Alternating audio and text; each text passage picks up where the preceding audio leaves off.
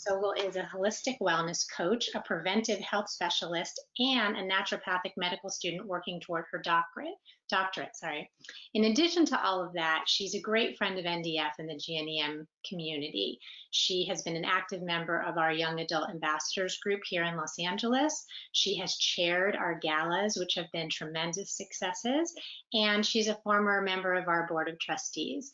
And she's just been a terrific supporter of everything and anything that NDF has to do. There's nothing she ever says no to, including her participation in our speaker series this year. So she's going to speak today about nutrition for an optimized life, which I'm really interested in learning about. I will be learning along with all of you, and after Sogol's presentation, I'll pop back on to ask all of your questions. So with that, Sogol, I'm going to let you take it away. Okay. Hi, everyone. I'm Sogol. Thank you for tuning in today. Let's get started. Let's see if we can. There we go. So just a quick overview of what we're going to do. I'm going to do an intro into holistic nutrition, the mind-gut connection, and what to eat for optimized energy, because I had some patients asking me about that. And just a little bit about me. My mission really is to support patients in improving their quality of life through nutrition and mindfulness techniques.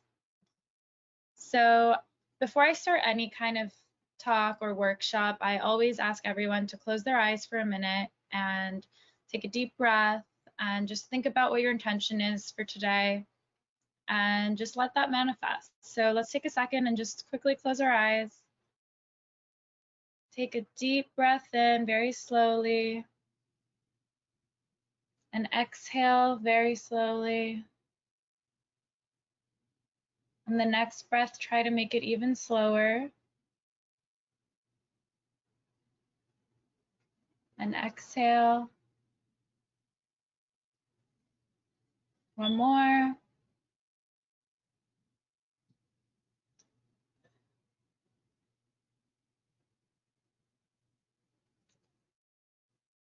All right. Let's get started.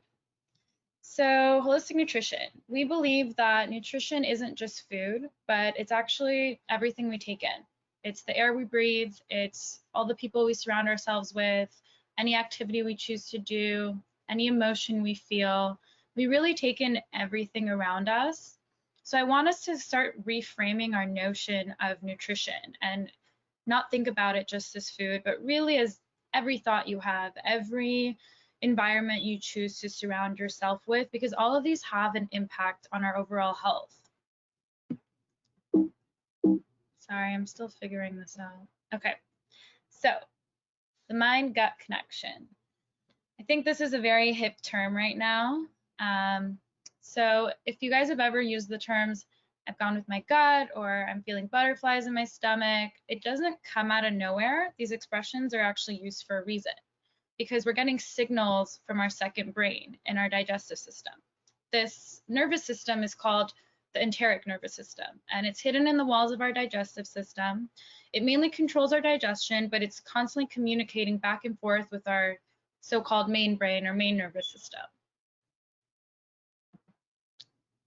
So having said that, now we can tell that the GI tract is really sensitive to emotions. So any change in our mood, like any stress we feel, anxiety, anger, or good feelings like happiness, or not a good feeling, sadness, anything can trigger a symptom in the gut, and then vice versa. A change in our gut, like if we're eating poorly or if we're suffering from a disease, that can affect our mood and cause depression or anxiety.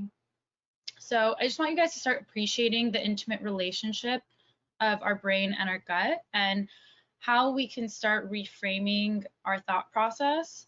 So when we're feeling emotions, like just kind of maybe start becoming aware of how your stomach is feeling. Because if we're feeling butterflies in our gut when we like someone, that's coming from a feeling of nervousness and happiness and excitedness. So imagine when we're angry, that's when we got a stomach ache, or if we feel nauseous when we're afraid of something.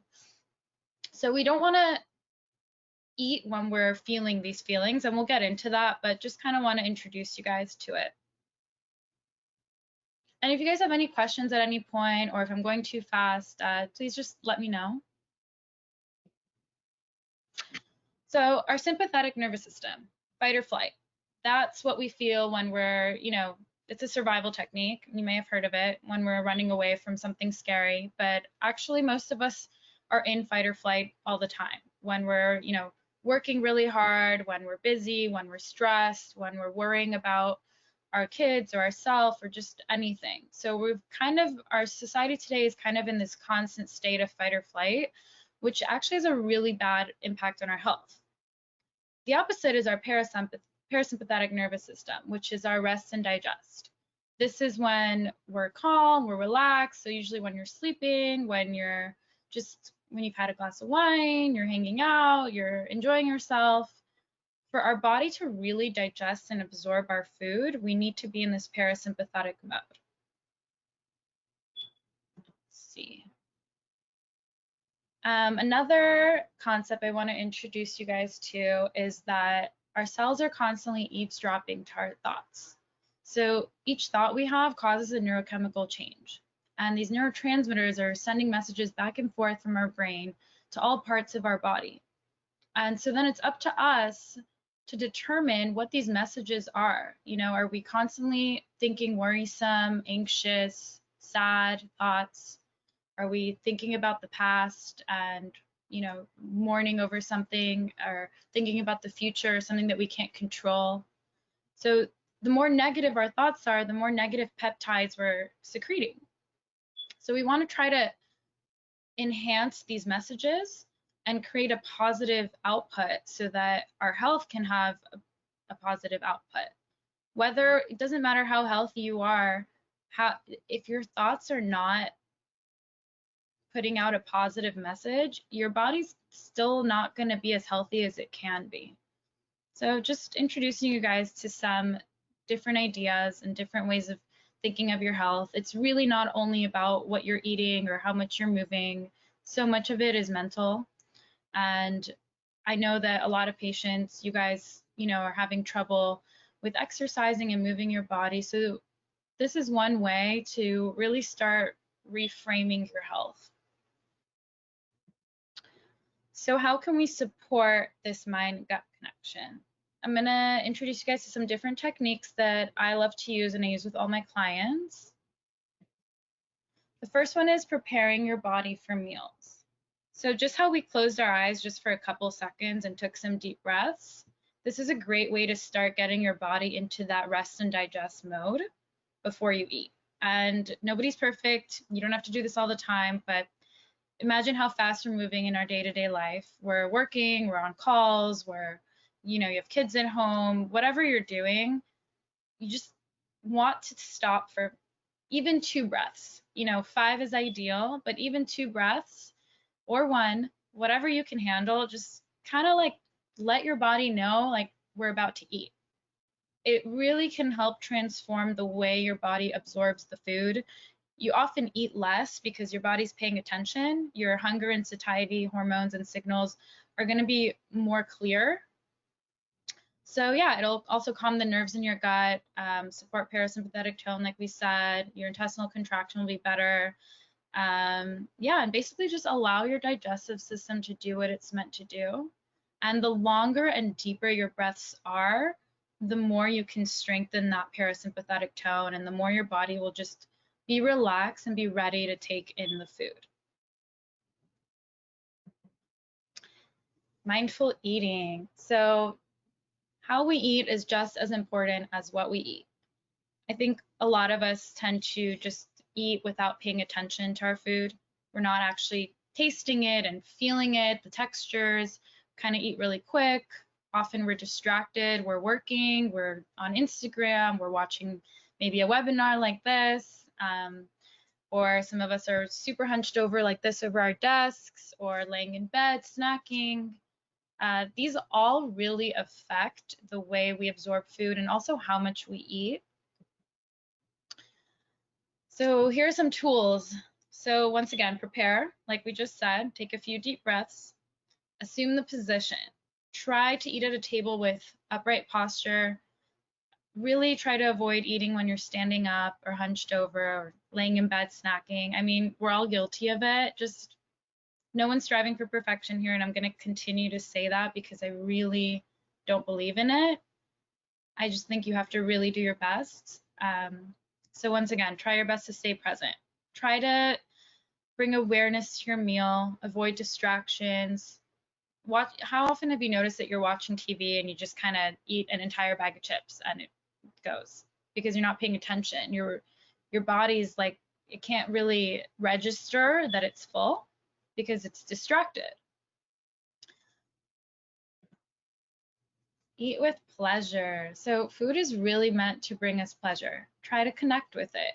Try to, maybe try this just once and see if you like it, but sit in a quiet space, maybe outside by yourself, and try to just really connect with your food. Be grateful for what's in front of you and feel the flavors, feel the textures. Part of that is eating slowly. For our body to really digest our food, we need to chew it to the consistency of applesauce. I don't think many of us do it. Even I don't remember to do it all the time. Even I eat quick sometimes. But the more you can chew slowly and break down your food, the more your body can absorb the nutrients properly. And something I like to say is that we don't have teeth in our tummies. So if we don't use our teeth in our mouth to actually start breaking down those nutrients, our stomach is going to have a lot more trouble absorbing them. So it's not just about what you're eating, it's how much are you actually absorbing those nutrients.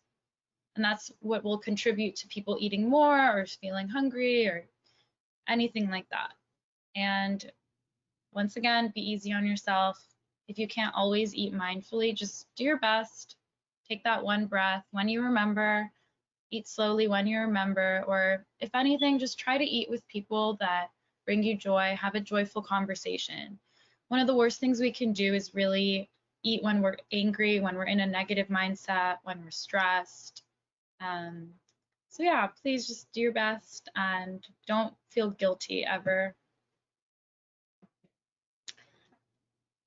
So I've gotten a lot of clients, and also I remember when I spoke to the patients, you guys said you've been feeling very sluggish and tired, and I mean, people feel this in general, but I think it's definitely ramped up by COVID and spending more time at home and not enough time outside and days just becoming a blur. So we're going to talk about how food can help us feel better and feel more energized. Food is a messenger. Everything we eat is sending a message to our body, and it's, telling our genes to either create health or disease. And it directly affects our energy levels and overall vitality. And so we want to make sure that the message we're sending to our cells encourages health and wellness. We want to promote energy. We want to help cell regenerate. Our cells are regenerating consistently. We want to detoxify, we go out, we drink, we take medication. Our liver has to consistently detoxify these chemicals. So the foods we eat can have a direct impact on how we're detoxifying. Let's see. So our mitochondria, these are the powerhouses of our cells. You may remember this from high school biology. But they use the nutrients from food and the oxygen from the air to create energy for us. So it's vital that our mitochondria are healthy, and we need them healthy to promote energy and overall vitality. We have even more mitochondria in our brain and our heart. So when they are healthy, we have less pain, we're less fatigued, more clear, better muscle mass. So we feel better, we think better, and our body composition is often better. When they're unhealthy, like when we eat foods that cause inflammation, like processed foods, more sugar, just eating out, trans fats, they cause damage to our mitochondria. So imagine, you're putting fuel in your car that is really crappy, then our car is not going to run as well. Same thing with our bodies. If our powerhouses are unhealthy because we're giving it the wrong kind of fuel, then we can't produce energy as well. And it's a big reason of why we feel tired and we feel unclear and super foggy and just overall kind of want to stay in bed and can't focus. It also is going to increase our risk of developing diseases like diabetes and different neurological conditions. What can we do? We'll get into all the foods we can eat to support our mitochondria, but my big rule is just eat real food as much as possible. Whole foods, fruits, vegetables, try to stay away from anything processed. Again, no perfection, live your life, enjoy your life. Just most of the time, try to eat the real food. Stay mindful of ingredient labels. We don't all have time to cook every day. So this is a little picture here showing the different names for sugar and how they can hide. Not sure if you guys have ever, been taught this, but you can take a look at it. It's always hiding in different ways that we have no idea. So you want to really stay mindful of ingredient labels. My other rule is if your eyes don't recognize it, your body most likely won't either. So if you're reading the back of a product and you can't even pronounce or recognize half the ingredients, then your body's not going to recognize it either. So you're just going to increase the toxic burden on your body, and then once again have less energy, not feel well, feel less clear. Another thing is intermittent fasting. I know for NDF patients, it's kind of difficult. So even 12 hours, if you can try having your dinner and not eating for 12 hours later, it'll promote your energy. Or throughout the day, if you can take a break, a couple hours, like 3 or 4 hours in between meals, that'll help you too. If you're not a patient, you can try between 16 and 18 hours, see how you feel. I personally do it. I have a lot of clients that do it and just feel more mental clarity, more energy. They often find themselves eating less as well because their body is just, they're more in tune with their body because they're giving their digestion a break. All right, eating for energy. So to create energy, our body needs an adequate supply of all the right macronutrients, which are proteins, fats, and carbohydrates. We need B vitamins, coenzyme Q10, and antioxidants. So we want to focus on foods that have these protective antioxidants, and I'll tell you what they are. Anti-inflammatory nutrients, high-quality fats, low glycemic impact, the ones that are more low grain and gluten-free, and reduced carbohydrates. I don't believe carbs are bad if we're just because we're talking more specifically for fuel and energy, and since patients are having trouble with getting exercise and gaining weight, this is just targeted towards that.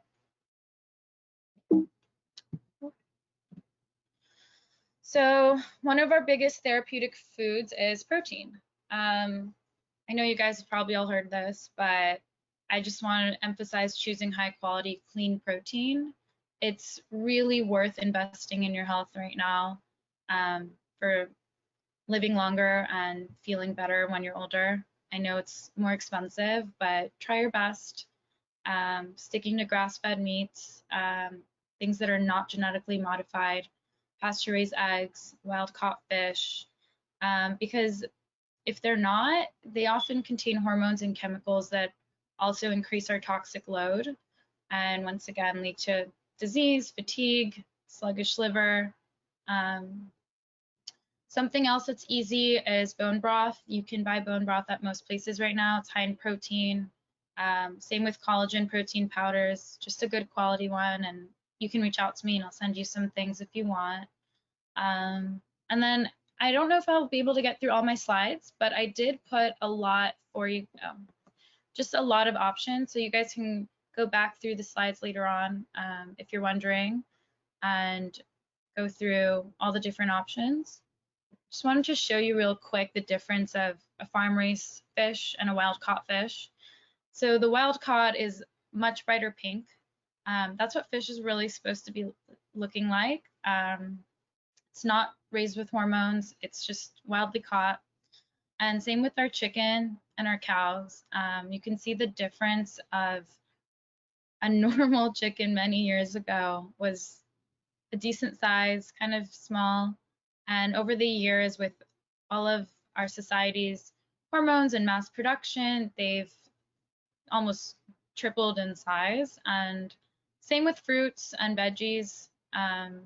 So anything that doesn't look right shouldn't feel right to your body. So just trying to be more aware, do your best. I know things can be expensive, things can be hard to find. Just do your best. Yeah, you guys can go through these later. There's a bunch of options here, and I'm hopefully going to put together a recipe book for you guys later to send out with a newsletter. So dairy, a lot of people don't eat dairy because they find it inflammatory. A lot of people don't have issues with it. So it's really what works for your body. In general, though, dairy can cause inflammation. So maybe try cutting it out for a little and see how you feel. If you want to eat it, you can try digestive enzymes. It'll help with digesting the dairy quicker and better, and also less bloat.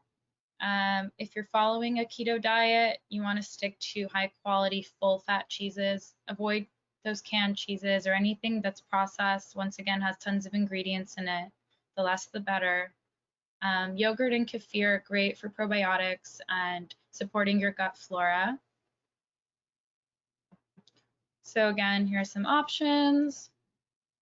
If you are sensitive to dairy, try to stick to almond milks, almond cheeses, hemp milk, but you also want to make sure that they're unsweetened. Once again, we don't want the added sugars. Yeah. So nuts and seeds are a huge source of omega-3s for us, which are incredible for our energy levels and supporting our mitochondria. Everything I'm talking about, these diets and these specific foods, are all in support of our mitochondria and our energy. So eating a range of them will give us a range of the phytonutrients that the body needs. Try to choose nuts and nut butters that aren't salted or roasted in oil. And just easy ways to incorporate them is using tahini over your vegetables. Just add a scoop of chia seeds or flax seeds to your salad. Definitely in your smoothies if you do that. Snacking on fruits and veggies with nut butter instead of processed snacks. I know it's super easy to go for a bar that's processed or chips. Just if we can put a little bit, bring a little bit of mindfulness to how we're eating and prepare even a little. Right now you can even buy snacks like fruits and vegetables that are pre-cut up. It really, you'll see a difference in your health and your energy. So you got some different kinds here. You can use, flaxseed oil or walnut oil to dress your salads. These are much healthier than using an actual pre-made dressing from a store. And once again, you're going to just keep supporting your body, nourishing your cells. So fat has gotten a pretty bad reputation, but fats are really friends. Our body really needs healthy fats to survive.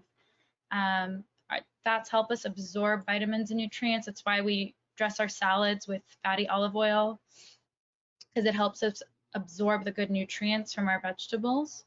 They help create energy for our cells, and they're huge for our hormones. You want to stick to unsaturated fats, but also, once again, you need a portion control with these. Like with nuts, if you eat too many, we call it nut gut, you'll feel, again, not well. Try to stay away from trans fats, which is what happens when they hydrogenate the oils, for instance, when you're eating fast food. If you're doing high heat cooking, the best oils to use are coconut oil, MCT oil, or ghee, which is clarified butter.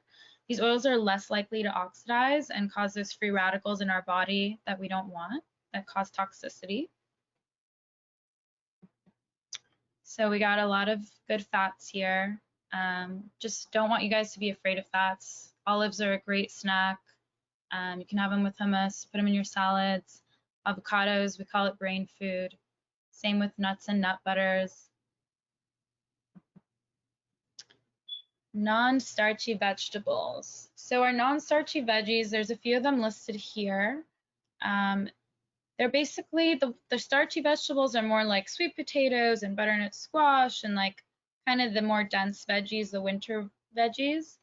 The non-starchy are basically any leafy greens, lettuces, cucumbers. They are great for antioxidizing properties. They nourish our brain. The more you can eat, the better. So one serving is really just half a cup, which if you have a full plate of vegetables or salad, you're getting like at least 4 cups. So if you can try to include it in your lunch and your dinner, your body will really thank you. Try to encourage yourself to try new vegetables, find new recipes, just keep mixing it up and get creative. If you can eat organic, it's much better. If not, just try to really wash them and peel before eating so that you don't get those pesticides and things that like the glyphosates things are sprayed with. Once again, enhancing our toxic load. So everything we're doing is to produce energy and to make it easier for our body to absorb nutrients. So it has to do less work to get rid of anything bad. So we want to just put more good in, less bad in. I put a bunch of different vegetables here for you. Fruits. So I think we all know fruits are packed with nutrients, but they really help fight inflammation, which everyone has on some degree. And they're really a refuge when you want something sweet. Try to go for fruit rather than a cake if you can. You want to choose fruits with a lower glycemic response, so things like berries. That just means they have less sugar content. Pomegranate seeds. These help increase the levels of our glutathione, which is our antioxidant response in our body. If you can pair fruits with like a protein, with fats like a nut butter, or if you eat dairy, cheese, it will help offset a blood sugar spike, keep you full longer. Try to stay mindful of fruit juices and dried fruits because they're super concentrated sources of sugar, and it'll spike us and then we'll get hungry and just kind of leads to backfire most of the time. So here are some of the lower to moderate glycemic index fruits. Herbs and spices. So these for me are like an arsenal. I have a whole arsenal of herbs and spices. They're a super simple way to support your health. Many herbs are antimicrobial, antioxidant, anti-inflammatory, and they increase the medicinal impact of any meal. So if you kind of start reframing your mindset and getting used to adding tons of herbs, even to your salad, just throw on some fresh herbs there, your smoothies. They all have the potential to limit damage from oxidation, and you know, oxidation can happen from so many different things. The chemicals in our environment, medicine, bad food, stress. Curcumin and turmeric is vital to our brain health. It can help activate genes for detoxification. Just try to get creative, dress up your meals with all these different herbs and spices. I put some good ones here. Let's see. So I get asked about gluten a lot. Gluten is a sticky family of proteins. It's found in a few main grains like barley, rye, and wheat, and they're different products like all the cereals, crackers, breads.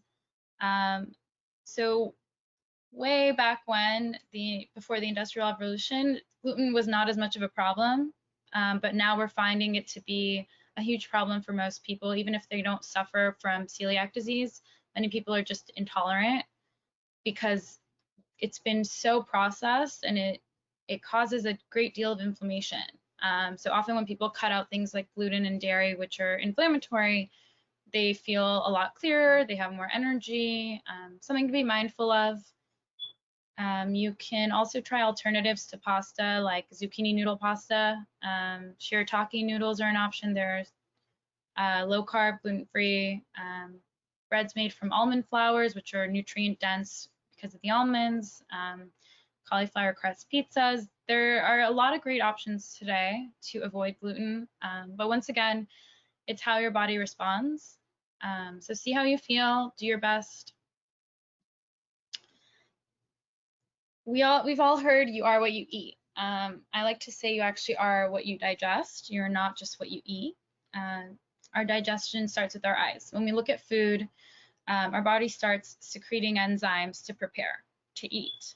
Once again, no teeth in our tummies, so I really want to emphasize helping your body break down the food and absorb the nutrients, because like we just learned, so many foods have protective properties and antioxidant properties and the potential to really be medicinal, but we have to allow our body to absorb those medicinal properties of it. So if you take one thing away, try to chew your food slowly. I wanted to emphasize that our gut health really is our overall health. I get asked questions about the microbiome a lot. So the gut flora, we have all these different microbes, it's its own environment in our gut. The more diverse that environment, the more healthy we can be, but diverse in a good way. We can also have tons of bad pathogens. When we take antibiotics and things like that, they kill off a lot of our good bacteria. So we want to focus on foods that will help enrich our gut flora, lower inflammation, and really nourish us from the inside. When our gut is unhealthy, our body can't effectively absorb the nutrients. So things like probiotics are great. Fermented foods like sauerkraut, kimchi, anything pickled will really support your gut health and help nourish the microbiome. Anything chemically processed or refined will really stress and slow down your gut and then your body in general. How often do you eat the same thing each day? A lot of stats say that most of us repeat the same meals at least 3 times a week, which I get it. We're all about convenience here in the US, but our microbiome needs variety to stay strong. So maybe just start paying attention. How often are you eating the same few foods? The more you can diversify your vegetables, your fruits, your spices, the more your microbiome can strengthen. And even just at a simple plate, look at your plate, how many colors are on it? You know, are you only eating like one color, or the more color you have? So greens from salad, different colors like beta carotene from carrots, different vegetables. Just try to pay attention. Why do we get cravings? Cravings are usually our body just trying to speak to us. So first, I always suggest check if you're actually hungry. Often our bodies are just thirsty. So drink a glass of water, wait a few minutes, or you can try drinking something with a bitter or sour flavor, like adding some ginger or lemon to your water, and then see if you're really hungry, because often it's our mind, like we said, the mind and the gut are intimately connected. So often when we feel these cravings, we're bored, we're sad, we're stressed, and we turn to food as a way to fill that void. And as a result, we gain weight, we don't feel well. So try to check in, be mindful, maybe take those few deep breaths, drink the water, and distance yourself. Try to move, go on a walk, call a friend, just do something different, and then see if that craving goes away. Most of the time it does. Another way to help cravings is avoid getting extremely hungry. When our blood sugar is low, we get ravenous and we'll eat anything. So I like to encourage people to stay armed, have nourishing snacks made of protein and fats on hand. So maybe make your own trail mix with those different nuts I suggested, pre-cut some veggies and hummus like some celery, carrots. I like to keep these single serving almond butter packets on hand when I go out, because if I get hungry, I'll turn to something unhealthy if there are no good options. But if I'm armed with snacks, or there are tons of other things like this, my body thanks me later, and I just wake up the next day feeling much happier than I would if I ate that really processed bad meal. Adaptogens. So anything I say here, it's just to inform you guys, but you always want to consult with a practitioner before you take any supplement. But adaptogenic herbs are plants that basically adapt to our natural conditions in our body. They don't overstimulate or inhibit our normal body function, but they just help our body cope more effectively with stress and energy loss. So they recharge our adrenal glands. I put some here for you. I don't want to take up too much time, but often you can get a blend of these supplements, these herbs in one. And I personally take them. I'm in medical school. It's busy, it's stressful. So these help me really just keep up with my stress and my energy. They help strengthen the immune system. You can get these herbs in their roots and just make tea with them. A lot of different ways, and I'm happy to answer any questions about these. And a few more slides. Just once again, do the best you can. The better than rule. Try to remember this. If you're in a situation, if you don't have any healthy options, just go for the next best thing. Do the best you can, as always. Changing a few habits goes a very long way, and none of us can do it all the time. These are just some other ways you can support your mitochondria. Really touching your bare feet outside in the soil helps draw electrons and remove those free radicals in our body caused by oxidative stress. Minimize your EMFs, your blue light. If you can get blue light glasses, it'll help a lot. A lot of people sitting at home staring at screens through quarantine have been getting headaches and feeling nauseous, mostly because of the blue light. So yeah, spend some time in the sun, try a sauna. And our key takeaways for today. Biggest one, our nervous system and digestion are intimately connected. So the more we strengthen our parasympathetic tone through mindfulness, deep breathing, positive thoughts and experiences, the better our digestion can be and the better our overall wellness. To support our mitochondria, we have to eat for energy. So eating less processed and inflammatory foods, more high quality protein, fueling fats, non-starchy veggies, those low glycemic fruits, and using those anti-inflammatory, antimicrobial herbs in our cooking, we can really transform our physical and mental well-being. Last, have compassion for yourself. Be easy on yourself wherever you're at. Striving for perfection is really unrealistic. I speak from experience. So a few small changes go a long way. Just remembering to take a breath before you eat, just remembering to pay attention to your thoughts, and if they're negative, try to flip them. Just do the best you can. And thank you guys for being here and listening, and I want to open it up to any questions. Thank you, Sogol. That was amazing. I had a whole list of my own questions, but I'm not going to get to ask them because we have so many questions that are even better questions. Good thing I know now I know how to reach you. I'm going to just go through some of the questions we have and see if you can get to all of them.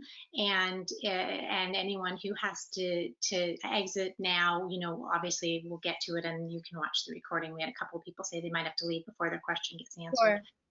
So we had a question about someone whose husband is a patient, and she said that he seems to have more power in his movement when he consumes more carbs or sugars, but has been on a gluten-free, low glycemic diet for a few years, and it would seem his power and his movements is not the same without heavy carbs. She asked what could be a healthy option in this case to keep him away from diabetes, which runs in his family, but at the same time be able to consume more carbs or sugars that will make him feel better when moving. Well, it depends on what kind of carbs. So I would say if he feels better with the carbs, stick to nourishing organic vegetables like things like sweet potatoes and the butternut squash. If he needs more of that starch, and try to pair it with protein and fat so that he doesn't, you know, move towards diabetes and keep raising his blood sugar. So when you pair the carbs with protein or good fat, or if you're snacking on, if he needs a snack because he's losing energy, always pair it with a nut butter with a piece of protein or something. I think that's really good advice. I know when I hear carbs, I think, oh, you know, I'm going to go eat a big piece of bread or something, but obviously there are much healthier ways to get carbs. Yeah, I mean, people use sweet potatoes as toast now. you're getting a lot of vitamins from that you won't get from a piece of bread or a cracker. So you talked about almond milk as an alternative, as a dairy alternative, and someone asked if soy milk was okay. And I actually was going to ask at the same time about, I hear a lot about oat milk now. So we were curious about those different alternatives. Yeah, so I personally don't drink soy. I find it, for me, inflammatory and it bothers me, and a lot of people do. I say if you're gonna go for soy, like tofu and things, just make sure it's unrefined and high quality. I prefer things like almond milk, or hemp milk or flax over soy. So if you can try to go for those, because soy has a lot of, as women, it can affect us with our estrogen levels. So I prefer alternatives to it. Oat milk is okay. It can be tough for people who are sensitive to sugar, because oats are carbohydrates. But if you can find one without a lot of gums or like added sugars, it's usually fine. There isn't enough in it to bother you. But I always like variety. Like we said, our microbiome needs variety. So I have a whole range of milks in our fridge. We have almond, we have flax, we have oat. We kind of change it up. So you want to protect the diversity, even with a simple glass of milk. Makes sense. Thank you. One of our patients asked, was talking about the fact that you brought up good posture for digestion when eating being important. And she's asking what recommendations you might have for them who they really do have to hunch over and not sit properly in order to feed themselves. Yes, that's a great question, and I can imagine how tough that was. I think, once again, do your best. So if you take those few deep breaths, your body will automatically adapt and kind of just straighten up a little bit. Maybe when you're actually putting the food in your mouth, just once again, try to move. But if you can't, there's nothing you can do about it at that point.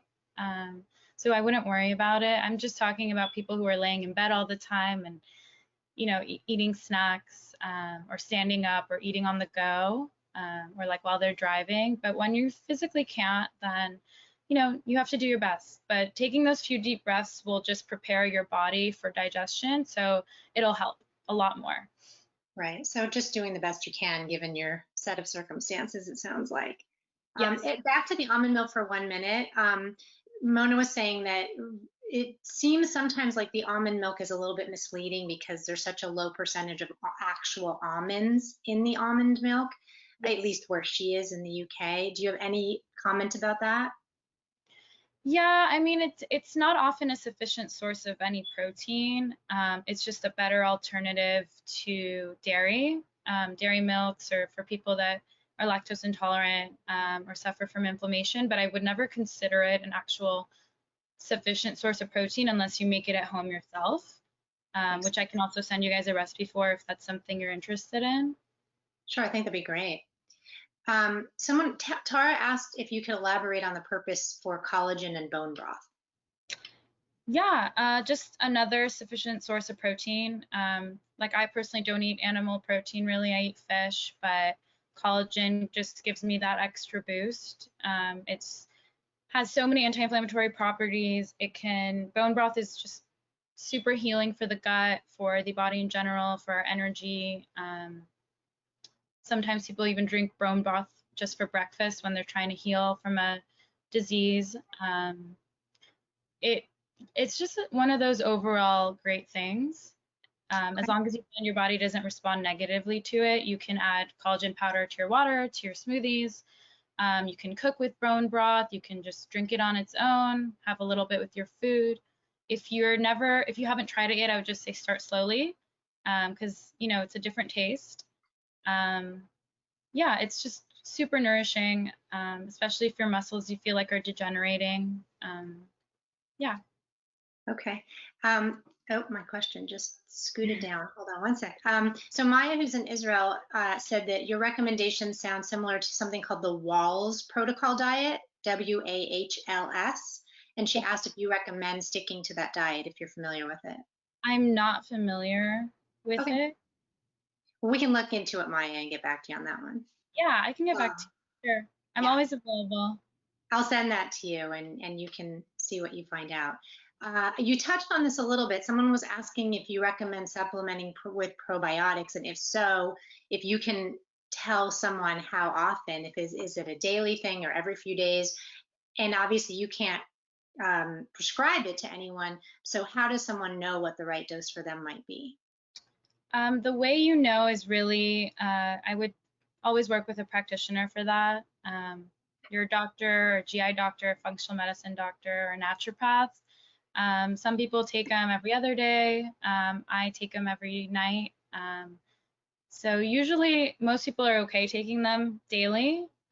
You just want to take them, like I take it at night because I wait before I sleep. I eat and then I wait, and then so my you just want to have your stomach be empty or mostly empty, so or early in the morning before you eat. But I would really say consult with a practitioner if you're not sure, and really go for a high quality probiotic. It's kind of hard if you just buy one at the store because you don't always know necessarily what's in it.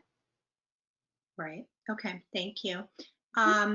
Mangesh said that based on the recommendation of his family in India, they've been making a drink that essentially it's an herbal tea made with ginger, peppercorns, and turmeric boiled together and steeped in hot water for several minutes. And he asks if you have any thought on whether or not this could improve immunity or whether it's generally beneficial or not. Oh, for sure. I actually do that most mornings as well. So the black pepper helps the curcumin and the turmeric actually absorb in our body. So you usually want to have them together. It's an incredible thing for inflammation, for immunity, overall wellness. So I would keep doing that every day. If you do it in the morning on an empty stomach, it's great. It can give you kind of a boost or a zing and help your digestion. Yeah. Maybe we can include that in with your recipes that you're going to send. Yeah, happy to include tonics and just teas and things like that for sure. So Iman asked if, and this is actually a question I had, if taking creatine is recommended. He said he knows that many bodybuilders take it, and he used to take it some years ago, and it helped him feel energetic, but he stopped taking it because he heard it could be harmful to kidneys. Yeah, I'm not a big supporter of taking creatine supplements. I think that if you are able to work out and if you eat the right foods, and maybe, if you need some herbs and things like that, your body will do what it's meant to do. I don't really believe in putting anything that your body doesn't need, especially if you're not a bodybuilder. Like you can try branched chain amino acids to support your muscles, but I'm not a big fan of creatine.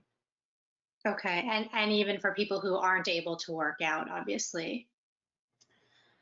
Personally, no, I think that, try to get that nourishment from food. Right. Maybe bone broth, try the collagen and things like that first, because those, like the bone broth, will really give your body a lot of the nutrients that maybe it's not getting otherwise. I think that's great advice. He also asked, and I don't know if you're familiar with this or not, but someone recently recommended that he take BIRM, B-I-R-M. It's an extract from an Ecuadorian plant. He sent the link to it. I don't know if you're familiar with it. I know a lot of herbs. I don't know Burm, but I will look into that for you guys. We'll send that to you too, then, along with the diet from Maya. See, maybe you're going to learn something today too, or you'll help us learn more about the things that, so many people have so many recommendations. I think it's great to have someone to be able to run things by. And I know that you'll research it and get back to us. I think last question here. Repeat, if anyone has any other questions, go ahead and put them in the chat, and we will be wrapping up in just a minute. But repeating the same food several times a week, do you have any thoughts on eating steel-cut oatmeal and walnuts and honey dates regularly? Seems like a wholesome breakfast, but perhaps the idea is not to overdo it too much. So is that something that you recommend eating, and is it something that you would recommend against eating, super often? Many people like to have oats for breakfast every day. It is a wholesome meal. It is nourishing and satisfying. It is high in carbohydrates though, especially when you're adding dates and honey.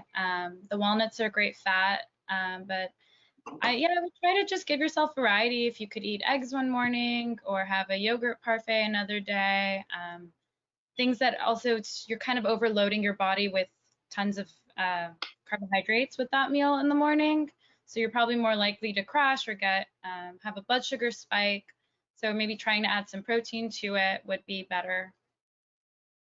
Okay, great. This is such good information. Oh, one more question popped up. This will be our last question. What are your thoughts about protein bars like the RX bars? I think protein bars are, okay if when it's in an emergency situation. I wouldn't, go to them daily. Even I'm guilty of it. But if you can make your own, which this is a rest, Nancy, you've had my protein bars. It's super easy to make your own with like some nut butters, different seeds. Protein bars themselves are they're processed. So remember our rule, whatever we put in also has to be detoxified out. So something that's processed, our body's gonna have more trouble detoxifying out rather than just eating like a simple packet of almond butter with like a banana. I would definitely recommend that over a protein bar. Because it's processed, and if you are a patient, it's just adding some more load to your body. Right. And even the bars, like I think Amy is referring to those bars that, they make it seem like they're not processed because they only have like 5 ingredients and each of those ingredients seems like a whole food. So would you categorize those in the same place as the bars that you can't read all the ingredients in?